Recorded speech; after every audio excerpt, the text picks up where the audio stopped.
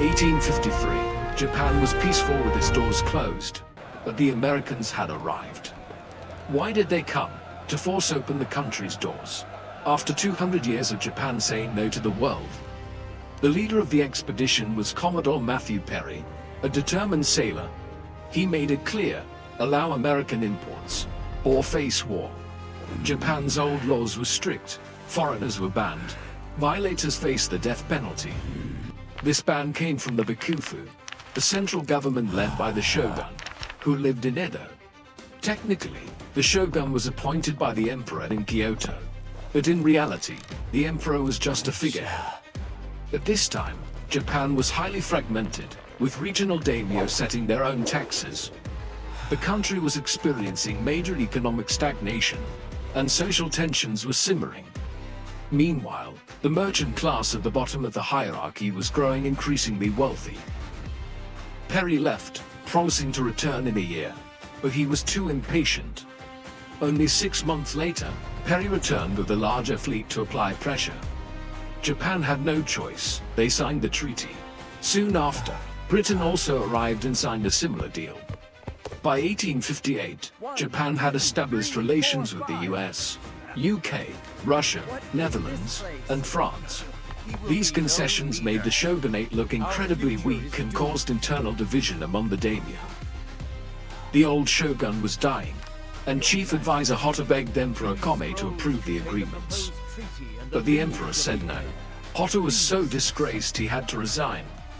The daimyo of Chōshū and Satsuma, together, marched and captured Kyoto in 1867.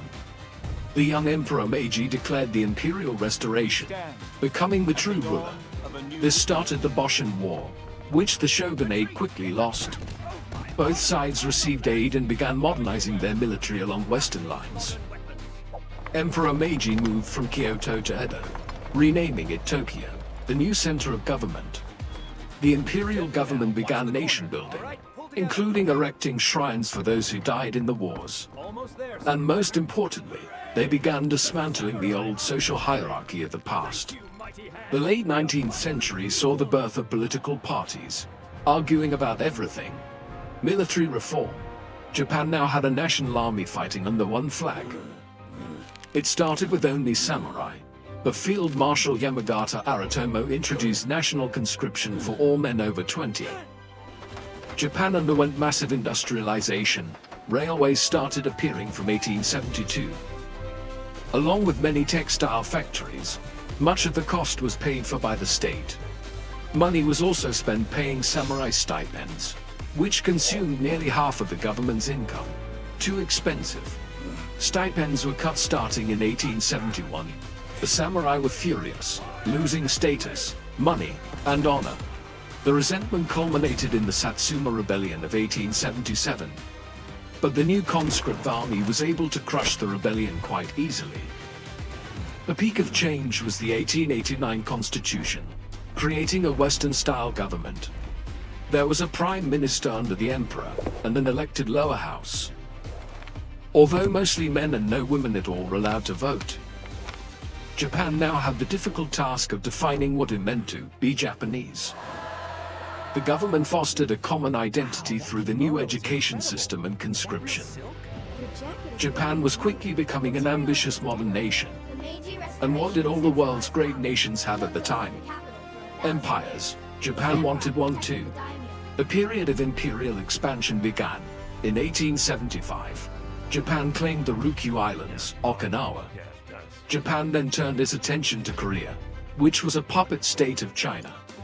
Japan used good old gunboat diplomacy to sign its own treaty with Korea. Japan's presence led to the Donghig Rebellion. This caused great instability. The First Sino-Japanese War began. Japan, with its modern army, completely defeated the Chinese. Korea fell into Japan's sphere of influence, and Japan took Taiwan and the Laradon Peninsula. But under pressure from Russia, Japan was forced to give up the Laradon Peninsula. Japan wanted to be seen as an equal by the West, even providing the most troops to crush the Boxer Rebellion, 1899 to 1902. The only nation that took Japan seriously was Britain. which signed an alliance in 1902, recognizing Japan's claim to Korea. Russia refused to recognize Japan's Korea claims, so Japan launched a surprise attack against the Russian fleet at Port Arthur. The Russo-Japanese War of 1905 ended in Russian defeat. Japan gained more territory. 1912, Emperor Meiji passed away. 1910, Korea was annexed. 1914, Britain called on Japan to join World War I. Japan used this to seize all German territories in the region. Japan issued 21 demands to China. Only 13 were agreed to, creating division with Britain and the US. Japan asked the League of Nations to recognize racial equality, but it was rejected by Britain and the US.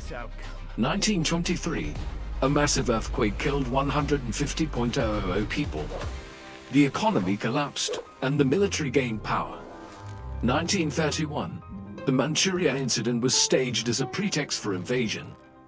Japan established the puppet state of Manchukuo. 1937, the Marco Polo Bridge incident led to a full-scale invasion. The infamous Nanjing Massacre occurred. 1941, the US, under Franklin D. Roosevelt, began an oil embargo on Japan. Japan responded with the infamous attack on Pearl Harbor. 1945, Hiroshima and Nagasaki were hit by atomic bombs.